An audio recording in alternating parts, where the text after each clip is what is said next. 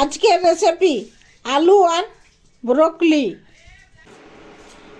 আলু আর ব্রোকলি বানার জন্য এই যে প্রথমে আলুকে সিদ্ধ করে নিয়েছি, আর এই যে তাজা ব্রোকলি নিয়েছি। এই ব্রোকলিকে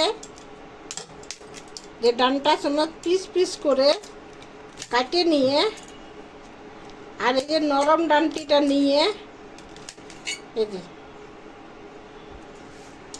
নিয়ে এরপর এই যে গরম জল করে আর ব্রোকলিগুলা 2 মিনিট ফুটাই নিয়ে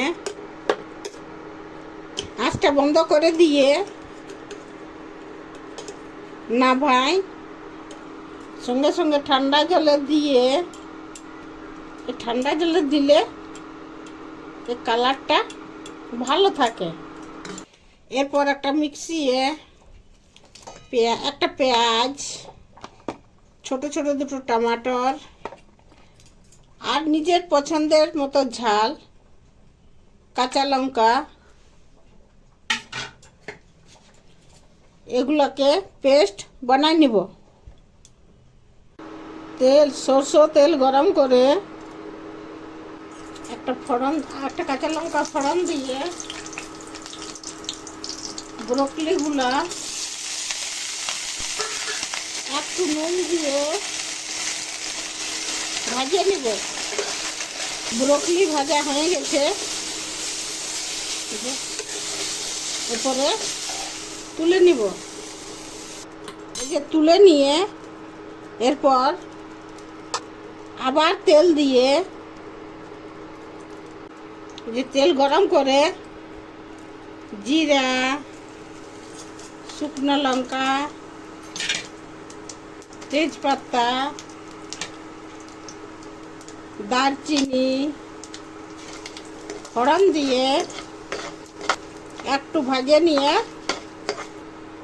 পেঁয়াজ, টমাটোর আর কাঁচা লঙ্কার পেস্ট দিয়ে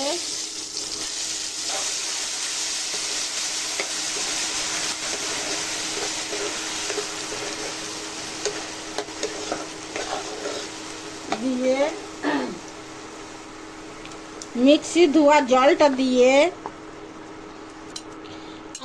এই যে এটাতে সব মিক্স মশলা আছে, আদা, রসুন, জিরা, গোলকি।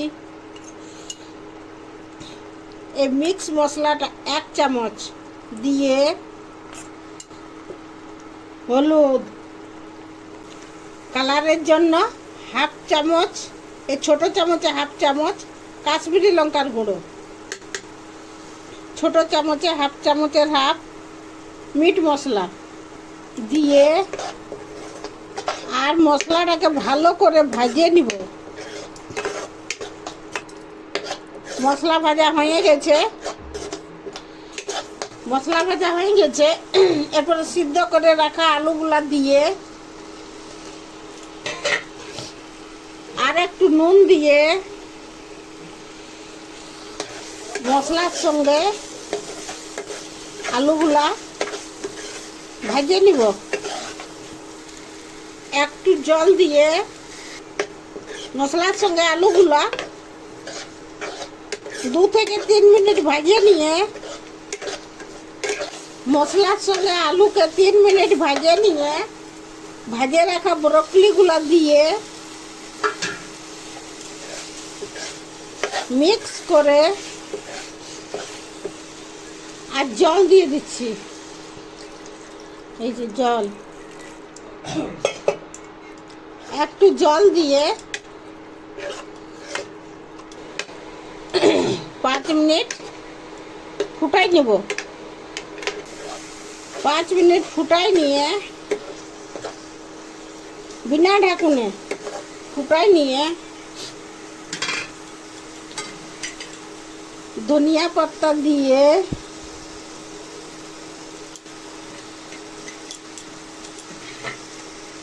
আঁচটা বন্ধ করে দিয়ে আর মিক্স করে নামাই আর পরোসে নিব। আলু আর ব্রোকলির রেসিপি বনে রেডি। এই যে ধনিয়া পাতা দিয়ে গার্নিশ করে দিচ্ছি। আলু আর ব্রোকলির রেসিপি বনে রেডি।